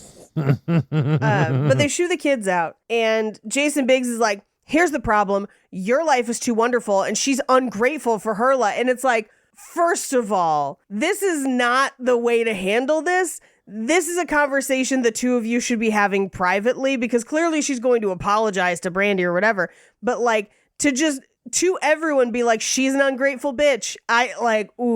No, I would have been like, what are you doing other than writing Christmas letters? Like, this is, Yeah. no. I mean, and lying to your wife like that. And lying to your wife and being extra touchy-feely with your ex-girlfriend. Like, Jason Biggs is the villain. Just putting it out there. I don't think it's just Jason Biggs. Oh, yeah, no, for sure. I mean, I also think Heather Graham's not great in this movie either. I mean, they're both bad for different reasons. I think she's reacting to information that she has, and she Yeah. has limited information. because people aren't communicating with her the way they should be. I agree. And people are fully lying to her. Yeah, I agree. 100%. You know, and I think if she had that information, maybe she would react differently. But also, there's also a level of weird boundary pushing with him and Brandy. It's odd. And now for your fuck you, it's Christmas counterpoint, Christmas Mikey. Yeah. Fuck you, it's Christmas. She needs to be more pro-Christmas. Nope. You know, maybe he should have cheated if she hates Christmas that much. Nope. I was just waiting for either it turned out for Brandy to be a con man or for them to cheat and for her to end up running away with Valentino and for him to be like, I just said no because I didn't want to upset my wife. I'm going to throw you like this. Her Christmas spirit is so shitty, Santa Claus himself had to come visit her. Santa Claus visited her because she kept his myth alive. Like, that's the only reason. But also, it's not Christmas spirit. She is operating on the information people are giving her, which is bad. It doesn't have anything to do with Christmas specifically. It is people in her life treating her shitty. That part is separate from the part where she is unfairly hateful to people who write Christmas update letters. But she's never going to tell them or do anything about it. That is a kind of petty that doesn't hurt anybody, really. Yes, and everyone does it. Mikey, you cannot tell me that there are not people that you watch on Instagram or whatever as like a hilarious guilty pleasure of like fuck their life. Everyone does that. I don't talk shit about it to children, and you know what? This is all coming her way. No, you do it to us. You talk shit about it to us, which is all she would have done if her family hadn't been dicks. And listen, Mikey, we're pretty much children. Yeah. We only have 3 eyes between us. That's right. Children, only 3 eyes. I think you need to open your third eye to see that her Christmas spirit is what led her husband astray. This is terrible.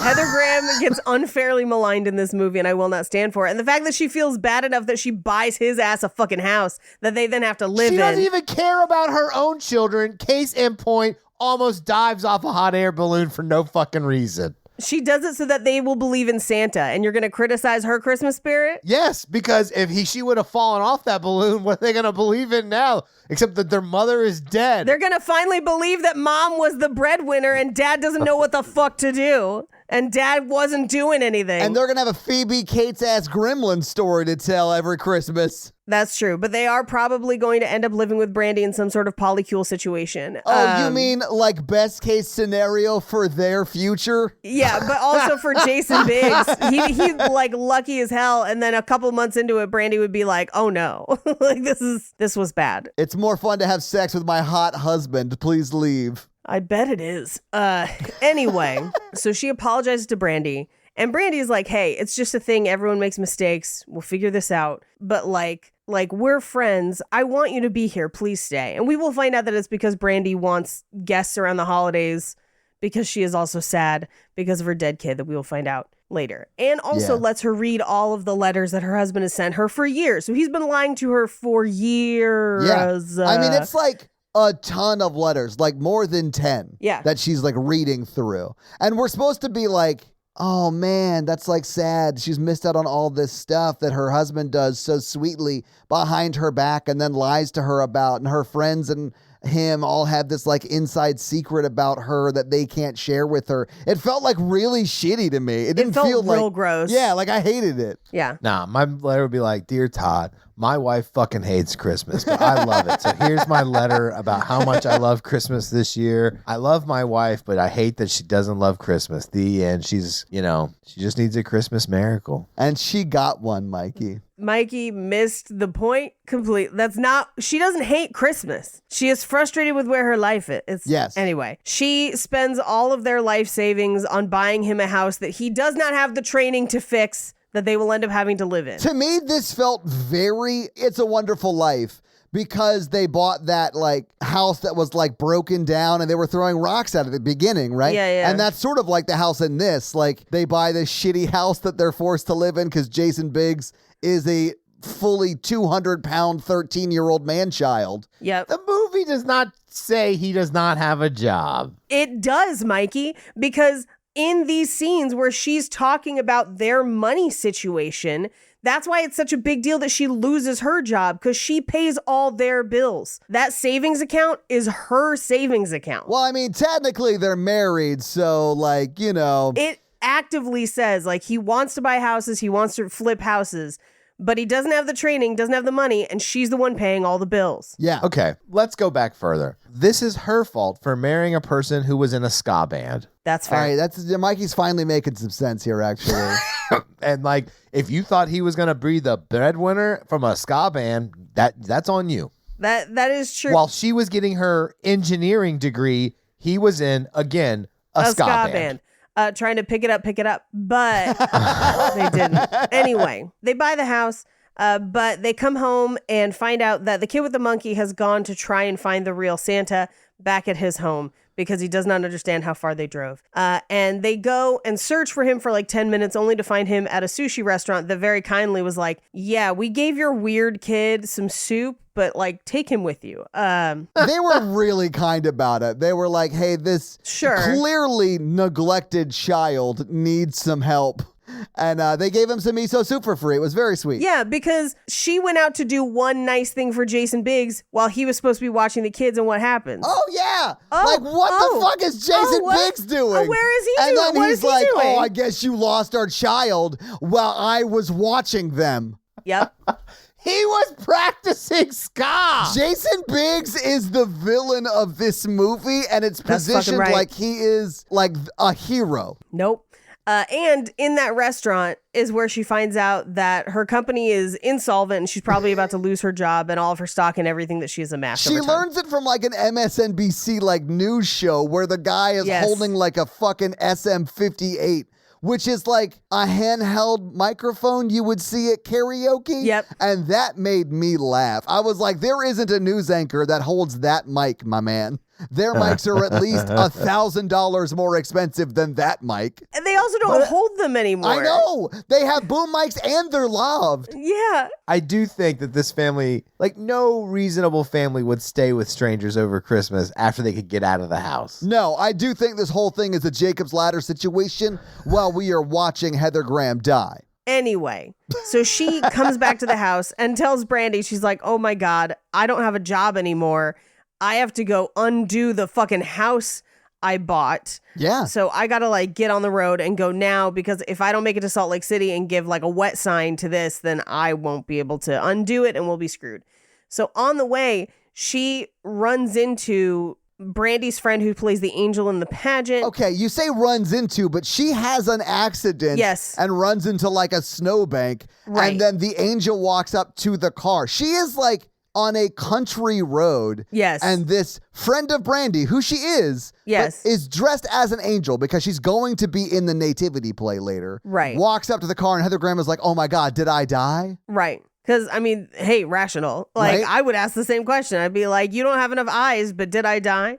Like me, Paige, you're short on eyes. I was like, far be it from Paige to point out who has enough eyes or not. Right. Anyway, she decides to get back on the road, and instead of like, so she starts like putting it together based on the thing that the angel says, where the angel's like, well, she likes to have people hang out with her because of, you know, what happened.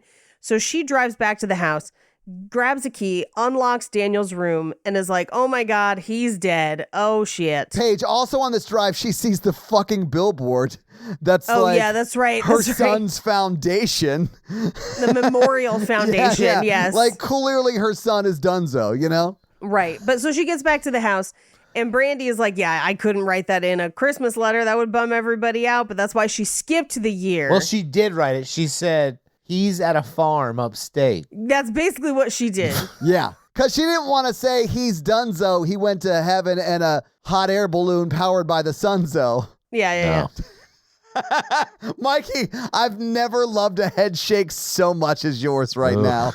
We do reveal that Brandy built his balloon. And they don't directly say how Daniel died. I kept imagining it was a balloon, but I thought it was a balloon boy situation too, Paige. Unfortunately, it was the opiate crisis. possible. Oh, fuck, that's painful. Yeah. Okay. Another family destroyed by the Sackler family. Yep. This is why at Christmas movies, we just gloss over this type of shit. Because no one even asks. They're just like, oh, that sucks. I'm so sorry. Let's take a hot air balloon up, yeah? I do feel like if there were like two writers to this, one person wrote that scene where like they talk about the opioid addiction or whatever, and then the other one just looked over and said, merry and bright. And they like just hit the backspace key. And that's why I think these movies are like popular now, because I think all movies touch on the dark realities that is our existence right now. Yeah. So you get to watch a movie where the main conflict is, you know, you shouldn't have stayed at this house. And I do think you're right, Mikey. I do think that this movie is the answer to sort of the tonal shift movies took after the Chris Nolan Batman. And I'm glad we got here on our best Christmas ever episode, you know? Yeah. I think people do crave like a. I do. I'm not even joking. Yeah. I do think people want that. And I think they want it because they don't necessarily want to watch the movie. They want to second screen the movie while they're doing something on their phone or wrapping Christmas gifts or decorating their house or stuff like that. I'm the opposite. You think people want. No. I'm sure other people do. For me, it feels fake, and I hate watching the things that are fake like this. It bothers me because I'm just like, just tell me how he died. Yeah. Like, why are we just ignoring it? Like last Christmas, cried. Don't necessarily want to watch it all the time. Much prefer that to this because it's still bonkers, but it has the emotional core. That's why I kind of think these halfway between Hallmark style and like real movies don't work because the mix is too much. Like, go to Hallmark, we're like, I still don't like those because those seem like they're fake people. you can't ignore that like people like a good Christmas film when there's not any darkness going on. I get it, but it doesn't have to be darkness. And like, I would just prefer some actual emotional investment. It doesn't have to be dark, but like real people. Yeah. Yeah, well, I like my Christmas movies light and fluffy. You like all movies light and fluffy, Mikey. Like, this is something we have learned about you over time. I like some good movies. I deal with enough bullshit in my life where like... I think, Mikey, I think a lot of people feel that way. I really do. I think that that's why you're seeing people like move towards movies like this that are like, I think, sort of brainless and silly and fun on some level. Yeah. You know, they're not fun to watch. Sure. I just feel like they can still be fun to watch and still have more of an emotional core to them. I completely agree. Yeah, I mean, I do think that you could just make a good movie. Yeah. Yeah, that's what I want. I just don't want think good anyone's movies. disagreeing with you. I just think that there is a lane for this kind of movie out there. Yeah, but if you were going to make one good Christmas movie, we couldn't get 300 other movies. That's We'd have to okay put- with me, We'd Mikey. have to put one effort into one movie here. I don't think so. I would prefer we did so. I don't need 300 trash movies. I love that Mikey accurately estimated the amount of work they put into this movie, and that was 1/300th of a regular movie. Well, it's because they make like 300 Christmas movies a year now. no, It's I like, know. You're not wrong, guys. It's fucking I think nuts. it's funny. And here's the thing. Somebody tweeted the other day, and I fully agree with it, where they were like, there has not been a Christmas movie in the last 20 years that is as rewatchable as the Christmas movies 20 years ago. And that's fucking right. Because, like, we have not had another The Santa Claus. Like, we've had bad sequels to The Santa Claus, but do you remember the first one? Do you remember how much that movie makes you fucking cry, but it's still such a good movie?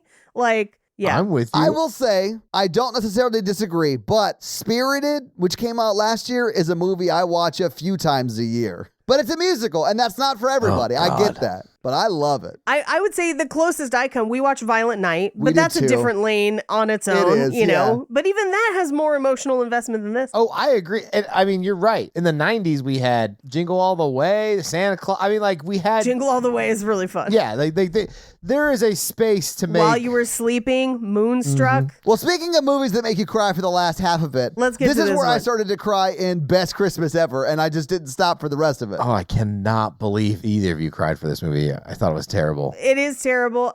She built Brandy built his balloon, but she can't get it to work because she needs the fucking gloves for some reason to start the Iron Man heart that flies the balloon.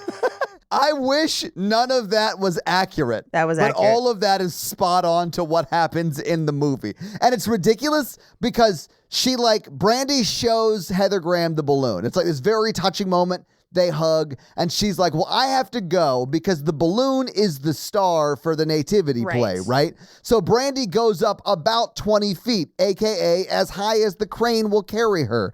And then she stops, and she's like, oh no, I'm having trouble. So she lands. And Heather Graham's like, I'm an engineer. I can fix it. So she gets her lobster gloves out and fixes it. And then she gives those lobster gloves to Brandy. Brandy then goes back up 20 feet, or AKA as high as the crane can carry her. And then is like, oh, wait, Heather Graham, you should come with us. Here's the ladder. Climb the up the ladder, ladder. bitch. Yeah.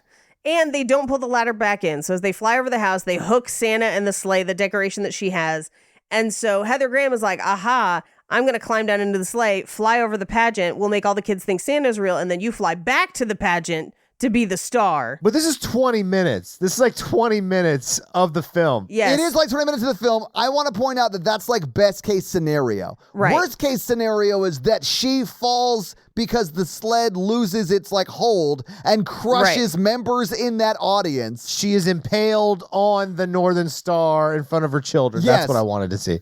Yes. I think the most ridiculous moment in a film I saw in 2023 is when she has a conversation with her son from a mile above the earth. And then throws the stuffed animal down to him and he catches it. But then they like park the balloon somewhere near the pageant, not the same place that they came from or whatever. Right, because now Brandy has to go back and be the star. Right, so she has to like undo the sleigh, and Santa just shows up and like magics the sleigh apart from the thing, and then she's like, okay, bye. I love his line though, because he comes up and he's like helping them untangle the ladder or whatever that hooked onto the sleigh. And he's like, Yeah. I know how difficult these flying sleighs can be. And then they're like, don't even really acknowledge him because Heather Graham's such a sociopath. She's like, of course this homeless man would be helping me because I'm the center of everything in the universe. And then she's like, oh, wait, what? And he like turns into like glittery smoke. Christmas mist. Did I ever tell you about the time that baby Jesus cursed me to walk the earth until the end of time? I forgot that's how we started this episode. Just a friendly tip. Don't bring myrrh as a gift. Everybody says Jesus Christ is a good kid, but like very petty. Yeah, he was going to release me from my curse, but Pontius Pilate fucked me, man. Anyway, they fly back over the pageant. They all see the star. Everyone's like, Merry Christmas, Danny, which made me cry. But then the little girl is like, I found new evidence in the Santa investigation. You should believe. And I was like, she just got herself kicked out of Harvard. But then Brandy sings at the pageant, and that's the end of the movie, except for the post-credit scene. Yo, when the credits started, I was like, oh, shit, I guess that's just like it then. And it was fully it then. No. There's a post-credit scene. Oh, where shit, my bad. now I turned they it do off. Christmas together every year. Oh, yeah, no, I saw that part. Yeah, and they went in together on her chip thing, and that's great. But now they live in the house that she bought for him to fix up, so they're not going to sell it. They just have to live there. But the movie tries to paint that as a good thing. And that's the movie. So having seen the movie, having talked about the movie, what did you guys think about Best Christmas Ever? Bonkers, not a romance. Hot trash. I would like to see Brandy's husband shirtless more. Hot Christmas trash. It is hot trash. But I loved the amount of hot air balloon CGI we did get in this film. It was a lot. I think that's where they spent all the budget. Oh, definitely. And I just want to point out that every time you see the balloon, it's fully just like a rotating 3D model against a green screen. Like, it's barely CGI. Anyway. Yes. With Tony Stark's arc reactor powering it up from the inside. Yes. And that actually is CGI. You can see like the flames look a little. Anyway, I loved it though. Like, no notes. I was here for arc reactor hot air balloon. That was fun. But I do think we also talked about some of our final thoughts a few minutes ago. Yes. But I enjoyed watching it tonight. Would I watch it again? Yeah, if it was on, or I was just like Really? decorating the house or whatever. But like our Christmas season movies, like on this show, are typically shitty movies. Like The Princess Switched Again was hot trash. This also, I think, falls into the hot trash category, but it's Christmassy and light and whatever. It's fine. Well, you got Christmas movies, you got Christmas romance, and there's not like there's some classic Christmas films we have not been able to do. True. But we've done a lot of the Christmas romance classics. Yes. I agree. This, not one of them. But No. Paige, do you have any fun facts for us? Absolutely not.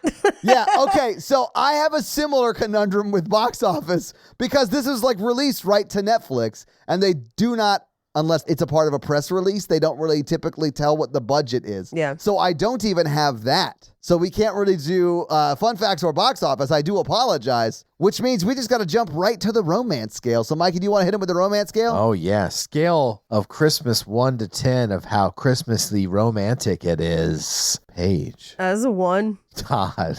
Okay, I have to ask a clarifying question because of the way you set this up. Are we saying how Christmassy it was or how romantic it was? How romantic it was at Christmas. Okay, that's a 1. I did think it was pretty festive. Like, I do like the Christmas stuff There's in this Christmas movie. shit in the background of every scene, so it's 10 out of 10. Yeah, because I was going to give it like a 6 or a 7 on the Christmas scale. I don't feel like this has the magic of like A Night Before Christmas, but there is a lot of Christmas in I it. watched the trailer of Princess Switch 3 on Netflix, and No, that looks way jumping the shark. Like, I thought 2 jumped the shark. I can't wait. I'm excited. It looks so stupid. Okay, I also give this a 1. I thought none of these people were romantic, and that's our romance scale. Yeah. So I guess this week I made you guys watch Best Christmas Ever. Is it Paige, your turn? I think it is my turn because Mikey did Yeah, he did Santa Boot Camp, then this, Santa Boot and then Camp. yours. So yeah, Yeah. Paige, what movie are you going to make us watch next week? Okay. This is one that came out in 2004 when I was in high school that everyone has asked us to do. We have not done. I have not seen. What? And I don't know if either of you have seen, but it's called Win a Date with Tad Hamilton. Oh shit, I haven't seen this one. I have seen this, We got to do it. Hell yeah, we do. Let's do it. and it is bonkers. It's hell fucking yeah. nuts. So Win a Date with Tad Hamilton. So your homework for next week is to win a date with Tad Hamilton and then report back for that episode on Thursday. Doesn't this have what's his face? Yeah, it does have a what's yes, his face in it. It does have what's his face in it. Okay. From That 70s Show, I thought it was Josh Duhamel, but Topher Grace. Isn't You're it as thinking well? of Take Me Home Tonight, Mikey. yes, it does have Topher Grace in it. Oh shit, maybe not. And Nathan Lane Hey! Oh, I love Nathan Lane. and Josh Duhamel. Yeah, it is Josh Duhamel. Hell yeah, okay. And Sean Hayes and Catherine Hahn and Octavia Spencer. This movie's gonna be fucking lit. Can't wait. I'm excited about it. So, Mikey, do you have a review for us to read? No. Well, while you're looking one up, let me read one of our Spotify comments that was on our last Christmas episode. The movie Last Christmas or our last episode about Christmas? The movie The Last Christmas, not the last Christmas episode. Although the last Christmas episode was also the last Christmas episode, so deal with that. This one's from Mantros, and they say, great episode. Mike issues can't stop this power thruple. And Mikey's been trying to stop this power thruple for a long time, but we won't let him. I think the mic issues they're referring to was Paige's mic going out. My microphone. Yeah, but that was a fun-ass episode. Mikey, do you have a review for us to read on Apple? Yes. I love how you always say that like you're just remembering that you need to do this every week. Ken Rober. So what does Ken Rober have to say? Shubity Doo Wop is his What? review name. Great. Shubity Doo Wop. Oh, I love Shoobity that. doo skibbity beep bop bop. It makes me it makes my day every week to hear Paige geek out about Henry Cavill. Oh, I haven't done that Her in a while. romance books, kitchen stuff, and cannibalism. Nice. Mikey and Todd are okay. That 5 is stars. accurate. Yeah, that's fair. I agree with that 100%. All right. But thank you for that awesome 5-star review. And if you want to have Mikey read your 5-star review or me read your 5-star Spotify comment, I will do that, and Mikey will read your review if you leave us one. So, yeah, guys, if you like this power thruple that we have here on this podcast, make sure to check out our other podcast, The Horror Virgin, and that is the only other podcast that Mikey and I are on, but Paige gets around, and she is on 2 other podcasts, Black Card Rehab and Cult Podcast. So, guys, definitely check out those because they're amazing. If you want to follow us on social, we are at Romancing the Pod Show Yes. on Yes. Instagram, and we are at something else on Twitter who I just have never taken the time to learn It's just Romancing Pod Show because they have a character limit and it's show SHO like Showtime. So guys, check that out as well. And if you want to follow us all individually, Paige is at Rampage Wesley everywhere, including TikTok, except for Twitter, where she is at Paige Wesley. Mikey is at mrandolph24, and I am at Todd J Awesome everywhere. And guys, we got a P.O. box. So if you want to send us some love letters or whatever you might send to a P.O. box, it's actually not a P.O. box. It's like a regular street address. It's pretty awesome. It's 6688 Nolensville Road, number 108-34, Brentwood, Tennessee 37027. So send us some stuff. Yeah. That's going to be it for us, you guys, on Paige. I'm Mikey. And I'm Todd. And ye be completing us. To completion. Late night pirate episode energy is where it's at, guys. I had a blast tonight. Is that a wooden leg? Or are you happy to see me? With both me eyes, I be stirring the stew. Bye, pirate loving nerds.